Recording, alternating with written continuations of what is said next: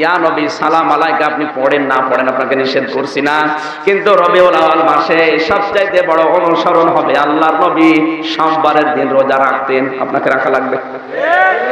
কোথা থেকে রোজা আসে কোথায় চলে যায় ওর খোঁজও নেই, শুধু 12 তারিখ আসলে জিলাপি খিচুড়ি আর বিরিয়ানি।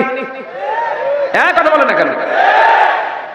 পৃথিবীতে শুধুমাত্র যারা মিলাদ নিয়ে খুশি ছিল অধিকাংশ গুলো জাহান্নামী। না, উল্টা বুঝবেন না। যারা শুধুমাত্র মিলাদ নিয়ে খুশি, যেমন আবু লাহাব নবীজির আপন চাচা, এই লোকটা কিন্তু মিলাদ নিয়ে খুশি ছিল। মিলাদ শব্দটা বিলাদুন থেকে, এটা জন্ম বৃত্তান্ত। আল্লাহর নবীর জন্মে সবচাইতে বেশি যারা খুশি ছিল তার ভেতরে আবু লাহাব একজন। তার দাসী উম্মে আইমান একবার খবর দিয়েছে, মালিক আপনার মরা ভাই আব্দুল্লাহর সন্তান এসেছে দুনিয়ায়। ডাক দিয়ে বলে, তোরে আমি নিষেধ করেছি বাড়ি থেকে বের হওয়ার জন্য, তোর শাস্তি তুই জানিস? বলে হ্যাঁ জানি, কিন্তু আপনার ভাই থাকলে আজকে অনেক আনন্দ পেত, ভাই নেই, এই খুশির সংবাদ আপনাকে আমি না দিয়ে থাকতে পারলাম না। ওর মনের ভেতর কেমন যেন পরিবর্তন এসে গেল। ডাক দিয়ে বলে, বাদী বাড়ি থেকে বের হওয়াই নিষেধ, কিন্তু আমার মরা ভাই আব্দুল্লাহর কথা স্মরণ হয়ে গেছে, অবশ্যই সে থাকলে আজ অনেক খুশি হতো, সে যখন নেই। আমার ভাতিজা কেমন হয়েছে তার কথা যখন আমাকে সর্বপ্রথম শোনালি, তোকে আমি এমনি এমনি বিদায় দিতে পারি না, এই খুশির সংবাদে তোকে আমি একটু খুশি করে দিই যা। এই 2 আঙ্গুল দিয়ে তাকে ইশারা দিয়ে বলেছিল, আজাদ করে দিলাম, তোরে আমি মুক্ত করে দিলাম, আর আমার বাড়িতে কাজ করা লাগবে না। আল্লাহ রাব্বুল আলামিন তার এই কাজে এত বেশি খুশি হয়েছিলেন, আবু লাহাব জাহান্নামে যাবে মাস্ট বি, কারণ তার বিপক্ষে আল্লাহ কোরআনের আয়াত নাযিল করেছেন,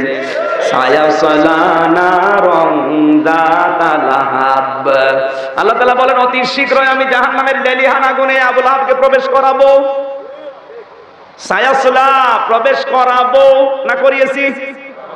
এক কথা বলে না কেন? ইয়াসলা এটা মজারে,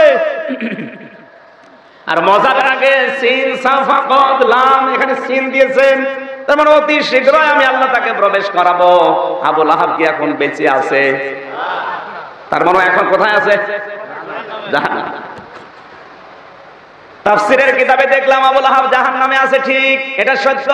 সোমবারের দিন যখন আসে এই 2টা আঙ্গুল মুখের ভেতরে দেয়, তখন একটা শরবতের মতো মুখের উপরে যে শাস্তি কমে যায়। ওর দুনিয়ার জীবনের কোনো ভালো কাজ কবুল হয়েছে আমরা পাইনি, যদি পেতাম তাহলে কোরআনের আয়াত ওর বিপক্ষে নাযিল। কথা বলে না কেন? অথচ এই 2টা আঙ্গুল আল্লাহর নবীর সম্মানে মিলাদ বেয়া আনন্দ করেছিল। এই একটা দিন শুধু একটু শান্তি পায়, বাকি সব সময় শাস্তি হতে আছে। কি শিক্ষা এখান থেকে আপনি নিয়ে যাবেন শুধু শোনার জন্য বলছি তা না।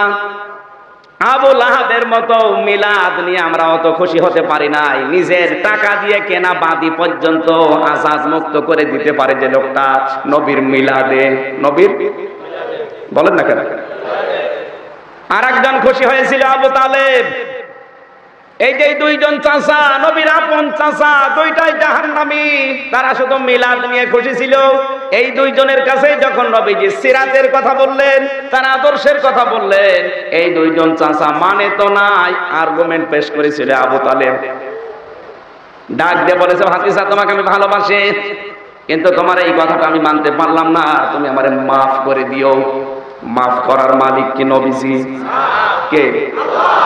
কোরআনে কারিমে আমার আল্লাহর সঙ্গে সঙ্গে আয়াত নাযিল করে জানালেন, হে নবী, এই লোকটা সারা জীবন আপনাকে ভালোবেসেছে, বুকে নিয়ে, কোলে নিয়ে, কাকে নিয়ে, চমা দিয়ে, পিঠে নিয়ে, খাওয়িয়ে দাওয়িয়ে মানুষ করেছে ঠিক, কিন্তু এই লোকটা আপনার আদর্শ অনুসরণ করে নাই। আপনি যে আদর্শের কথা বলেন, এই কথাই লোকটা মানে নাই। এই জন্য আমি আল্লাহ ওকে মাফও করি নাই, ওকে জাহান্নামে দেব। ওর পায়ের নিচে জাহান্নামের 2টা জুতার ফিতা লাগিয়ে দেব। হাদিসের ব্যাখ্যা পড়লাম, বুখারী শরীফের হাদিস। কেন তার পায়ের নিচে জাহান্নামের 2টা জুতার ফিতা লাগানো থাকবে? কারণ এই লোকটা আল্লাহর নবীর শরীরে এমন কোন জায়গা নেই যেখানে স্পর্শ করে নাই। কোন সময় মাথায় নিয়েছে, কোন সময় চোমা দিয়েছে, কোন সময় বুকে নিয়েছে, কোন সময় পিঠে নিয়েছে, কিন্তু পায়ের কাছে কোনোদিন আবু তালেব নবীকে রাখে নাই। আল্লাহর নবীর শরীরটা যেখানে স্পর্শ হয়েছে ওই জায়গা জাহান্নামের জন্য আল্লাহ হারাম বানিয়ে দিয়েছে। কিন্তু পা, এই জায়গাটা যেহেতু নবীজির শরীরের সাথে দূরে ছিল, স্পর্শ হয়নি, এই জন্য জাহান্নামের আগুনের ফিতা আল্লাহ লাগাল পায়ে। হাদিস ব্যাখ্যাকারী সাহাবী লিখেছেন একটা কারণে তার মাথার মগজ পর্যন্ত টক বক করে ফুটবে। সিস্টেম অপর পৃষ্ঠা দেখুন, আরো দুইজন চাচার নাম আমরা জানি। একজনের নাম আব্বাস, কি বলেন, আর একজনের নাম আমির হামজা।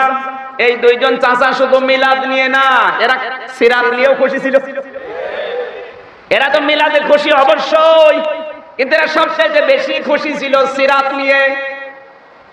হযরতে আব্বাস রাদিয়াল্লাহু তাআলা আনহু বন্দী অবস্থায় যখন বন্দিশালায়, বদরের ময়দানে বন্দী হওয়ার পরে যখন বন্দিশালায় আছেন, নবীজি গভীর রজনীতে দেখতে গেলেন।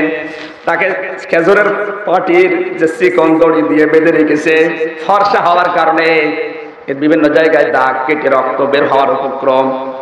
নবীকে দেখে কেটে ফেলেছে হামাও করে, ও ভাতিজা, তুমি আমার ভাইয়ের ছেলে, আর তোমার আন্ডারে আমারে বেঁধে রাখে, তুমি আমার বাঁধনটা খুলে দাও। নবীজি ওই সময় ডাক দিয়ে বলেছেন, চাচা, তোমার বাঁধন খুললে এই যে 14 জন মানুষ বাঁধা আছে, সবাইকে খোলা লাগবে। আমি নবী এই পৃথিবীতে স্বজন প্রীতি, দলীয়করণ, আত্মীয়করণ করার জন্য আসি নাই। আমি এসেছি সবার জন্য সমান অধিকার নিশ্চিত করার জন্য। তোমাকে একটা কথা বলি, তোমাকে আমি ছেড়ে দিতে পারি, মুক্তিপণ দেওয়া লাগবে। আব্বাস ডাক দিয়ে বলেছে, ভাতিজা, আমি টাকা পয়সা এখন পাবো কোথায়, আমি তো বন্দী। নবীজি বললেন, চাচা, বদরের ময়দানে আসার আগে আমার চাচির কাছে আপনি স্বর্ণের কিছু বোতাম রেখে এসেছিলেন। আপনি যদি মাপ পেতে চান, মুক্ত হতে চান, ওই বোতাম পর্যন্ত বন্ধ করে রাখা লাগবে। হযরতে আব্বাস ডাক দিয়ে বলে, ভাতিজা, যে সময় আমি তোমার চাচিকে এই বোতাম দিয়েছি, কেউ তো ওই সময় ছিল না, তুমি কি করে জানলে? বিশ্বনবী ডাক দিয়ে বলে, চাচা, বোতামের খবর না, আপনি চাচির সাথে ওই সময় কি কি বলেছিলেন, ওইটা আমার মালিক জিবরাইলকে দিয়ে আমারে জানিয়ে দিয়েছে। ওই দিনই আব্বাস ডাক দিয়ে বলেছে, ভাতিজা, এত গোপন কথাও যদি তোমার আল্লাহ তোমারে জানিয়ে দেয়, আমার আর জীবনের গোপন কিছু নেই। এই মুহূর্তে তোমার কাছে আমি পরিবর্তন হয়ে গেলাম, বাপ দাদার ধর্ম ছেড়ে দিলাম, আমারে পড়িয়ে দাও লা ইলাহা ইল্লাল্লাহু মুহাম্মাদুর। হযরতে আব্বাস জান্নাতি না জাহান্নামী? জান্নাতি, তার নামের শেষে রাদিয়াল্লাহু তাআলা আনহু আছে। এটা আবু লাহাবের নামের শেষে রাদিয়াল্লাহু তাআলা। সিরাত আর মিলাদ এইটাই পার্থক্য। আপনাকে আমি মিলাদ পড়তে নিষেধ করছি না, করেন যদি নবীর মহব্বত এত বেশি থাকে, কিন্তু আপনাকে তো মানা লাগবে হযরতে আব্বাস এবং আমির হামজার মতো সিরাত।